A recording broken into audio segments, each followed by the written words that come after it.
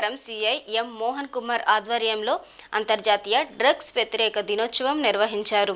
స్థానిక police station వద్ద గురువారం డ్రగ్స్ వద్దు బ్రో కార్యక్రమంలో కూటమి నాయకులతో కలిసి మాజీ ఎమ్మెల్యే చెల్లి వివేకానంద పాల్గొని మాట్లాడారు.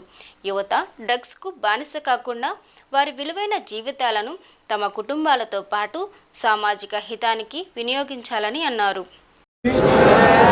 మరియు ఇది ఆందోళన కలిగించే విషయమని గ్రహించాము. మాదక ద్రవ్యాల దుర్వినియోగాన్ని అరికట్టేందుకు సహకరిస్తామని ప్రతిజ్ఞ చేస్తున్నాం. మేము ఎటువంటి ప్రయోజనం కోసం ఏ విధంగానూ హానికరమైన లేదా చట్టవిరుద్ధమైన మందులను వినియోగించబోమని హామీ ఇస్తున్నాం. ప్రతి వ్యక్తిని ముఖ్యంగా యువతల ప్రోత్సాహం ద్వారా మాదక ద్రవ్యాల దుర్వినియోగం యొక్క దుష్ప్రభావం గురించి మేము అవగాహన కల్పిస్తాము.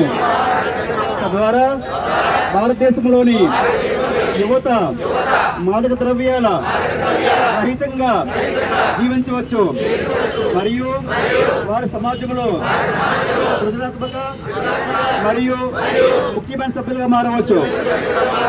డ్రగ్స్ దూరంగా ఉంటూ ఆరోగ్యవంతమైన జీవితాన్ని గడుపుతామని ఈరోజు ప్రతిజ్ఞ చేస్తున్నాం.